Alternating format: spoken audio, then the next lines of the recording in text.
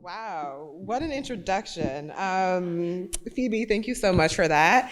And I still remember the first time we met on Zoom. And Phoebe's right, like, I'm not cool. I had no chill. I wanted to be like, she surprised me. Like, I didn't know she was gonna pop in the Zoom, and she did. And I had a total fangirl moment.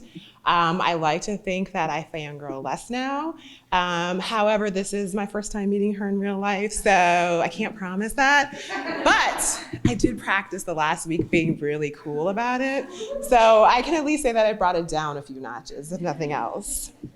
Honestly, thank you so much for having me here tonight. It's truly an honor, especially alongside so many other people whose work I truly admire. As a child, I spent all of my extra time writing stories and going to the library to read books, and I dreamed about being a writer. But I really didn't have the examples or the mentorship to see that as a viable option for myself. And so as a first generation college student, I was just focused on getting a degree, earning a livelihood. I wanted to have money. and I didn't see that I could do that with writing. And so it took me a long time to come back to my love of writing, but I'm so grateful that I found my way back. And that's why I think the work of girls right now is so important. It's exactly what I needed when I was a teenager. And the mission of this organization is absolutely fostering the next generation of storytellers. To my mentee for the evening, Girls Right Now, Natalia Vargas Cava, class of 2007, who is now working at Google and doing fabulous things in the world. Yeah, thank you. I'm so tall. That's the first thing I thought when I got here. I was like, wow, this is so down here, and I'm all the way up here. This is so much better, thank you. Like I said, I'm not cool, but I love it. So anyways, back to you, Natalia. I am so impressed by the work you're doing, and I feel so much better knowing that our future is in truly capable hands.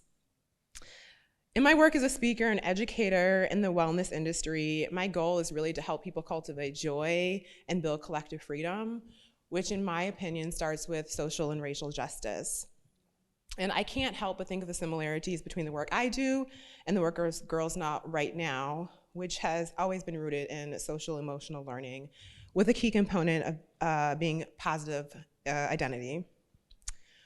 One of the core principles of body liberation and the work that I do, which is what my upcoming book is about, is self-compassion and understanding our shared humanity, and that pretty much I would imagine every single one of us in this room has at some point struggled with body image, maybe currently still struggling with body image. And we also know that creativity and writing provide a space to come back to ourselves and provide a home to sort through difficult feelings and emotions and situations. And in that process, hopefully cultivate that self-compassion, which can be so helpful. I always say this is my favorite thing to say, and I will never stop saying it because I really mean it. I truly believe that falling in love with ourselves is the greatest love story of all time. And as I take my seat, I hope that each and every one of us remember how important it is to love ourselves actively and intensely and unapologetically, and model that for everyone who might see us and who might be watching, because the reality is each and every one of us is a mentor tonight and always. And before I finish, I want to say one more thing. My best friend this morning sent me beautiful flowers, and she told me, in this moment when you're here, make sure you stop, pause, and savor. And I'm doing that now as I look out at each and every one of you. I am so grateful to be here. I'm so honored for this evening, and I feel so lucky to be in company of so many amazing people. So now, please help me welcome one of 2021's Agents of Change, CEO of Penguin Random House US, Madeline McIntosh.